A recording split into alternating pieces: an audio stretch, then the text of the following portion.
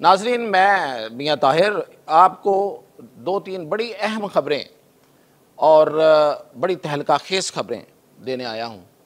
पहली बात तो ये है कि जो पिछली रात गुजरी है, उससे पिछली रात बड़ी गमज़दा रात थी और बड़ी बुरी ख़बरों वाली रात थी, लेकिन जो पिछली रात गुजरी है ये बड़ी कमाल थी। और इसके बाद कुफर के ऐवानों में एक ज़लज़ला है जारी। जी बिल्कुल, कुफर के ऐवानों में एक ज़लज़ला आ चुका है और वो कहाँ तक है? वो वाशिंगटन तक है। तेल अवीव से लेके वाशिंगटन तक इन ऐवानों में एक ज़लज़ला है। वो कैसे है ये बताऊंगा। और ये सब कुछ हुआ कैसे? ये मुमकिन कैसे हुआ? ये कैसे एक रात में कैसे काया पलट गई? एक दिन में कैसे काया पलट गई? और ये कि फिर जो इसके पीछे है वो कौन है? वो क्यों छुप के मदद कर रहा है? और आगे क्या होगा? तो इन सब खबरों के साथ पहली बात तो देखें, जो इज़राइल ने पिछली रात से पिछली रात ईरान पर हमला किया, उसने अपनी पूरी जितनी भी उसकी कुछ वो खुद उनके बकौल के सालों की कोशिश थी, कई बरसों से वो ये वहाँ पे जासूस पैदा करके तो वहाँ ईरान के अंदर अपनी चीज़ें लेके गए हुए थे, यानी कि ड्रोन्स और वहाँ पर मिसाइल्स, और मिसाइल भी वो जो कंधे से फायर हो सकते हैं, स्काइप NLOs, ये मिसाइल उनके पास थे, बड़े ही प्रिसाइज अटैक करते हैं। और फिर ये कि सबसे बड़ी बात, उन्हें एक एक बंदे की पोजीशन का पता था और उन पोजीशंस पे उन्होंने फायर किया। ऐसे हो नहीं सकता।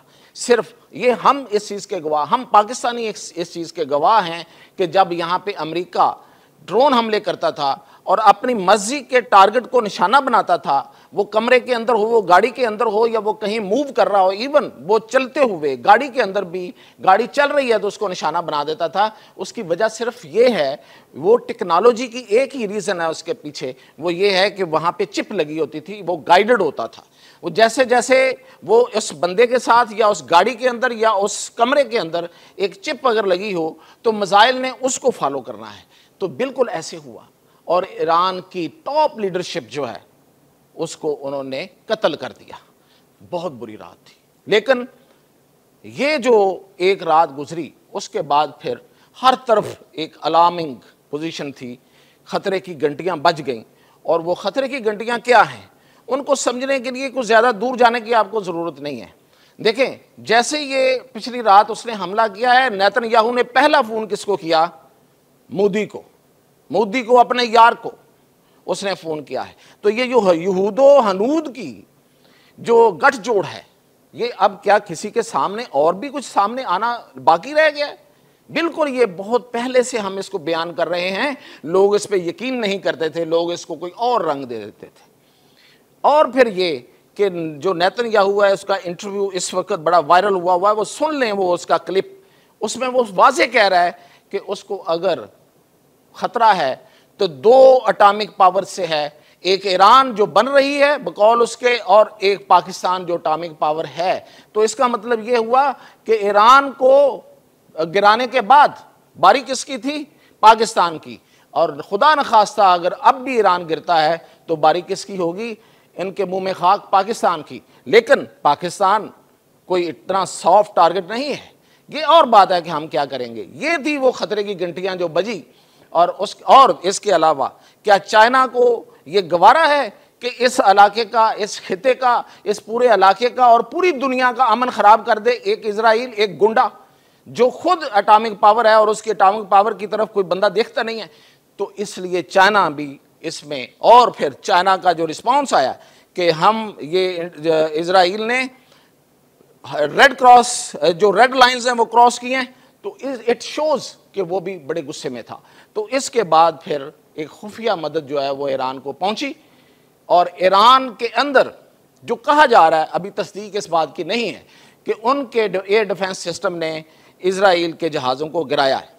अच्छा, अब वो सोचने वाली बात ये है कि वो जहाज़ हैं क्या? वो बहुत जदीद जहाज़ हैं। इस जैसा जहाज़ इस वक्त पूरे वेस्ट के पास, पूरे मगरब के पास नहीं है। और वो उसमें बड़ा मान और तरान है उनको, वो F-35, और ये उनके पास जो है वो F-35S है, यानी कि उससे भी मॉडर्न उनका जो वर्जन है। तो वो जहाज़ गिराना उनके नज़दीक नामुमकिनात में है, इसीलिए वो दंदना रहे थे। बिला खौफ वो ईरान की फ़ज़ाओं में वो जहाज़ जो है वो घूम रहा था और वो फायरिंग कर रहा था, वो बम्बार्डमेंट कर रहा था। लेकिन ऐसे जहाज़ को अगर वो गिर गया है, जिसकी खबरें चल रही हैं, ईरानी खुद दे रहे हैं, जिन्मा न्यूज़ ने जो चाइना की है उसने भी ईरानी खबर को रेफरेंस बना कर ये खबर दी है, तो फिर उसको गिराया किसने होगा? ईरान का मेरी इतला के मुताबिक तो एयर डिफेंस सिस्टम जो है उसको उन्होंने हैक कर लिया था इजराइलीज ने, और उनके पास जाहिर है कि ये वाली साइबर टेक्नोलॉजी है। इसका तोड़ अगर किसी के पास है, देखें अगर ईरान की जो एयर डिफेंस है वो बहाल हुआ है, वो फ़ाल हुआ है दोबारा, तो उसको उस हैकिंग को ख़त्म करने का जो सलाहियत है वो पाकिस्तान के पास है। ये पाकिस्तान साबित कर चुका है। पाकिस्तान ने इंडिया को क्रिपल डाउन कर दिया था, इंडिया को मफलूज कर दिया था, और जो इंडिया के अंदर से इसकी तस्दीक सामने आ चुकी है। तो वो वाला साइबर फोर्स सिक्योरिटी जो है हमारे पास, जो साइबर सिक्योरिटी फोर्स है वो पाकिस्तान एयरफोर्स के पास है, और वही उसको बहाल कर सकती है।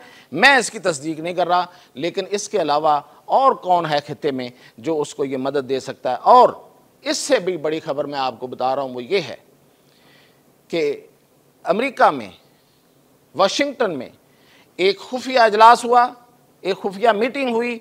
उसमें ट्रंप जो है वो अपनी एजेंसीज पे, अपने साइंसदानों पे, अपने टेक्नोलॉजी पे के जो गुरु हैं उन पे वो चीखा है, वो चंगाड़ा है, और उसने कहा है कि इट्स अ फेलियर जो इजराइल में हुआ है। हमारा आयरन डोम, हमारा थॉर्ड और उनका एरो 2, एरो 3 सारे के सारे नाकाम हो गए। ईरान के मिसाइल वहां पे जाके हिट किए हैं, कितना नुकसान हुआ है ये बात की बात है। मिसाइल का हिट करना सबसे बड़ी बात है, और इस पे वो इतना परेशान है कि उसने कहा है कि ये हमारा चीन के सामने ये हमारा बहुत बड़ा फेलियर है। और मैं इस पे बहुत कुछ पहले कह चुका हूं और आगे जाके भी आपको बताऊंगा कि अगर कभी अमेरिका और चीन की डायरेक्ट लड़ाई हुई, कोई जंग हुई, तो उसमें अमेरिका की शिकस्त जो है वो लिखी जा चुकी है, वो टेक्नोलॉजी के लिहाज से मैं आपको बताऊंगा। तो इस पे ट्रंप का चीखना और परेशान होना बड़ा नेचुरल सी बात है, और वो चीखा है। और ये जो उस निज़ाम को, अमेरिका के उस आयरन डोम को, उस थॉर्ड को, उस एरो 2, एरो 3 को, उनको नाकाम करना ये किसी के बस की रोग नहीं था, ये ईरान के बस में नहीं था, ये किसी और ने किया है, किसी मददगार ने किया है, किसी दोस्त ने किया है। और जो पाकिस्तान की तरफ से रिएक्शन आया है, कितना फर्म आया है, कितना स्ट्रॉन्ग आया है, इतना स्ट्रॉन्ग रिएक्शन किसी मुल्क का नहीं आया। हमें ईरान से कोई गिला नहीं है, लेकिन ईरान ने हमारे साथ जो जंग है उसमें भी इतना बड़ा, इतना स्ट्रॉन्ग रिएक्शन नहीं दिया था इंडिया के खिलाफ। और इंडिया जो है वो कॉल रिसीव कर रहा है नेतन्याहू की, मोदी, और उधर से जो उसका दोस्त, दरीना दोस्त कहला रहा था, रूस, उसने सिंपल सालसी की पेशकश कर दी, ईरान के साथ खड़े होने की बात नहीं की, एक मजम्मत के अलावा।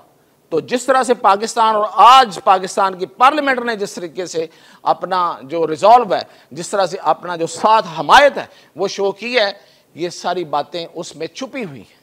ये जो मैं अभी बात बता रहा हूँ कि ये किसने मदद की है, ये इन चीज़ों से आप बिल्कुल अखज़ कर सकते हैं। जिस तरह ख्वाजा आसफ कह रहे हैं कि हमें करना होगा, हमें लीड करना होगा, हमें OIC के प्लेटफॉर्म से करना हो या किसी से करना हो, आज ईरान की बारी है तो कल दूसरे मुल्क, इस्लामी मुल्कों की बारी होगी। तो ये जाहिर है कि ये हमारे यहाँ ये सोच है, तो इस सोच के तहत इसमें कोई शक नहीं कि इस टारगेट को अचीव किया गया, और पूरी मदद जो है वो मौजूद है। अब इसके बाद मज़ीद क्या होता है, क्या ईरान जो है वो हमारी मदद को लेके भी आगे चल पाता है या नहीं चल पाता, ये फिर अभी कहना दूर है। लेकिन पाकिस्तान इस पे बहुत कंसर्न्ड है, पाकिस्तान इस पे बिल्कुल खामोश नहीं रहेगा, और वो खामोश रह के भी ऐसी मदद करेगा कि, और की है कि जो नज़र आ रही है। तो ये थी अब तक की अपडेट, मज़ीद अपडेट के साथ हाजिर।